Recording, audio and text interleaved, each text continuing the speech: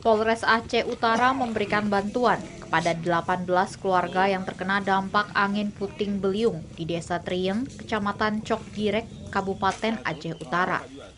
Kepolisian juga mendata warga apakah mereka akan tetap berada di rumah atau mengungsi, agar pengamanan bisa dilakukan secara maksimal. Kapolres Aceh Utara, AKBP Deden Heksa Putra Sanusi, pada Rabu 19 Juli menjelaskan, tidak ada korban dalam peristiwa ini. Warga berhasil berlindung saat peristiwa terjadi. Dari jajaran kepolisian dibantu juga sama Pak Koramil juga ya. Kita sama-sama di sini 24 jam dari sejak kemarin sudah melakukan penjagaan, terutama di rumah-rumah para korban untuk menjaga harta bendanya. Demikian.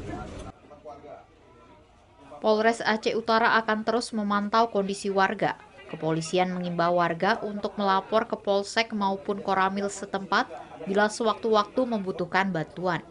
Dari Kabupaten Aceh Utara, Provinsi Aceh, Trifani, Kantor Berita Antara, mewartakan.